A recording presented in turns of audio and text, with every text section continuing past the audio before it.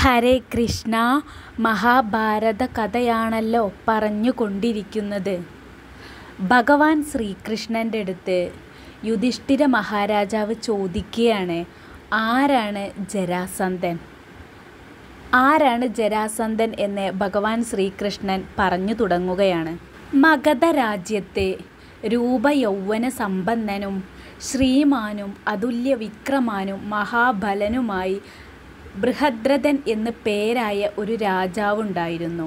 അവൻ ക്ഷമയിൽ ഭൂമിയോട് തുല്യനും കോപത്തിൽ യമനോട് തുല്യനും ഐശ്വര്യം കൊണ്ട് കുബേരന് സമവും ആയിരുന്നു. അവൻ്റെ തറവാടിത്തം തികഞ്ഞ ഗുണങ്ങൾ കൊണ്ട് ആ പാരിടം ശോഭിച്ചു. ആ ബൃഹദ്രഥൻ രാജാവ് കാശി രാജാവിൻ്റെ 2 ഇരട്ട പെൺമക്കളെയാണ് വിവാഹം കഴിച്ചത്. ആ പത്നിമാരോട് കൂടെ ആ രാജാവ് അങ്ങനെ രമിച്ചു കഴിഞ്ഞു.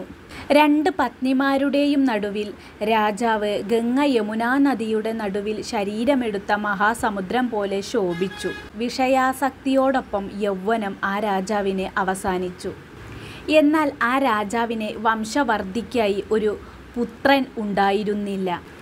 മംഗളകരമായ പല കർമ്മങ്ങളും ചെയ്തു, ഹോമം മുതലായ പലതും ചെയ്തു, പുത്രകാമേഷ്ടിയാഗം ചെയ്തു.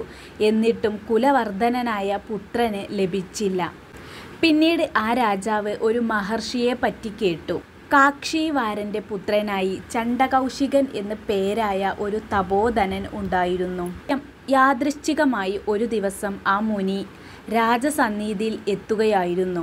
രാജാവ് ഈ സമയത്ത് പത്നിമാരോടുകൂടെ വളരെയധികം രത്നങ്ങൾ നൽകി മഹർഷിയെ പ്രീതിപ്പെടുത്തി. സത്യവാദിയും സത്യസ്ഥിരനുമായ ആ മഹർഷി ആ രാജാവിനോട് പറഞ്ഞു, രാജാവേ, ഞാൻ ഭവാനിൽ പ്രസാദിച്ചിരിക്കുന്നു. രാജാവിന് എന്ത് വരമാണോ വേണ്ടത് അത് എന്നിൽ നിന്ന് വാങ്ങിയാലും.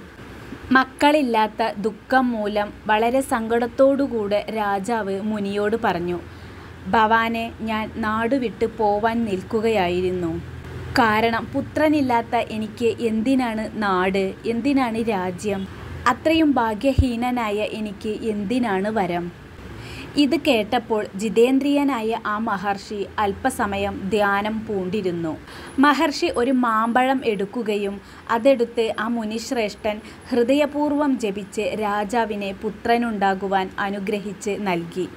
മഹർഷിയിൽ നിന്നും ലഭിച്ച ആ മാമ്പഴം രാജാവ് തൻ്റെ 2 പത്നിമാർക്കുമായി നൽകി. 2 പത്നിമാരും ആ ഒരു മാമ്പഴം പിളർന്ന് അത് കഴിച്ചു. ഒരു ഭാഗം ഒരു പത്നിയും കഴിച്ചു, മറുഭാഗം മറ്റേ പത്നിയും കഴിച്ചു. ആ മാമ്പഴം കഴിച്ചതുമൂലം 2 പേർക്കും ഗർഭമുണ്ടായി. അവരെ കണ്ട് രാജാവ് ആനന്ദിച്ചു. പത്നിമാർ പ്രസവിച്ചു. 2 പേരും ഒരേ മട്ടിൽ ശരീരാർദ്ധങ്ങളെയാണ് പ്രസവിച്ചത്. ഒരു കണ്ണ്, ഒരു കാല് തുടങ്ങിയ ഒരു ഭാഗം ഒരു ഭാര്യ പ്രസവിച്ചു, മറുഭാഗം മറ്റേ ഭാര്യയും പ്രസവിക്കുകയായിരുന്നു. ആ ഇരട്ട പത്നിമാർ ചിന്തിച്ചു, ആരും അറിയാതെ ജീവനുള്ള ഈ അർദ്ധശരീര കുഞ്ഞിനെ കൈവെടിയുക തന്നെ ചെയ്യുക. അങ്ങനെ അവർ ദുഃഖത്തോടു കൂടെ ആ കുഞ്ഞിനെ ഉപേക്ഷിച്ചു. വഴിയിൽ കിടക്കുന്ന ആ 2 അർദ്ധശരീരങ്ങളെയും കണ്ട് ജര എന്ന രാക്ഷസി അവിടെ എത്തി. ജര എന്ന രാക്ഷസി മാംസരക്തങ്ങൾ ഭക്ഷിക്കുന്ന ക്രൂരയാണ്. ആ 2 കുഞ്ഞുങ്ങളെയും എടുത്തു കൊണ്ടുപോവാനുള്ള ബുദ്ധിമുട്ട് കാരണം ആ രാക്ഷസി ആ 2 ഭാഗങ്ങളെയും എടുത്ത് ഒന്നായി ചേർത്തു. വിധിയോഗ ബലം നോക്കൂ, ഒന്നായി ചേർന്ന ഉടനെ അത് 2ഉം അഭേദ്യമായി ഒട്ടിച്ചേർന്നു. ഉടനെ അതൊരു വീരനായ കുമാരനായി തീർന്നു. ആ രാക്ഷസി വിസ്മയം കൊണ്ട് അത്ഭുതപ്പെട്ടുപോയി. ആ കുട്ടിയെ എടുക്കാൻ പോലും ആ രാക്ഷസി അശക്തയായി. കൂട്ടിച്ചേർത്ത ആ കുഞ്ഞ് ഉടനെ ഉറക്കെ നിലവിളിക്കാൻ തുടങ്ങി. ഇടിവെട്ടുന്ന പോലെയുള്ള അവൻ്റെ കരച്ചിൽ അവിടെയെങ്ങും മാറ്റൊലി കൊണ്ടു. ആ കരച്ചിൽ കേട്ട് അന്തപുര നിവാസികളും രാജാവും ഓടിയടുത്തു. പുത്രനില്ലാതെ കേഴുന്ന ആ രാജാവിനായി ആ ജര എന്ന രാക്ഷസി ആ കുഞ്ഞിനെ നൽകി. ഉടനെ കാശി രാജാവിൻ്റെ പുത്രിമാരായ ആ ജ്യേഷ്ഠത്തി അനുജത്തിമാർ ആ കുഞ്ഞിനെ എടുത്ത് ആ കുഞ്ഞിനെ സന്തോഷത്തോടു കൂടെ വാങ്ങി അഭിഷേകം ചെയ്തു.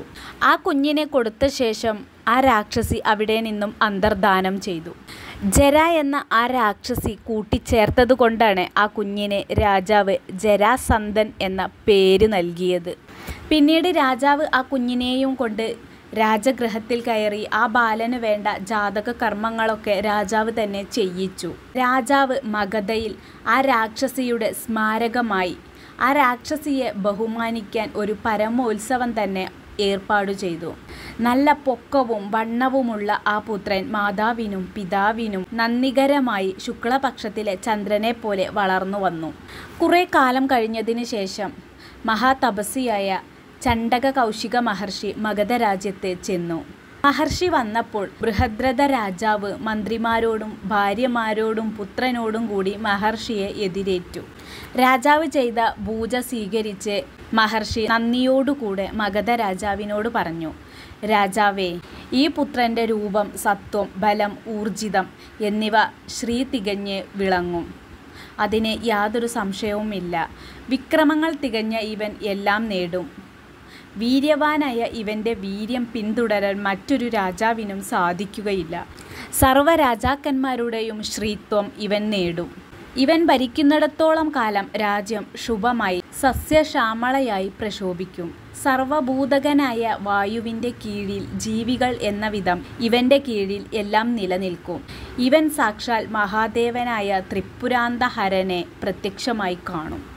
ആ കുട്ടി വളർന്ന ശേഷം പിതാവായ ബൃഹദ്രഥ രാജാവ് രാജാവായി അഭിഷേകം ചെയ്തു. പിന്നീട് ബൃഹദ്രഥ രാജാവ് തൻ്റെ പത്നിമാരോടുകൂടെ വനത്തിലേക്ക് തപസ്സിനായി പോയി.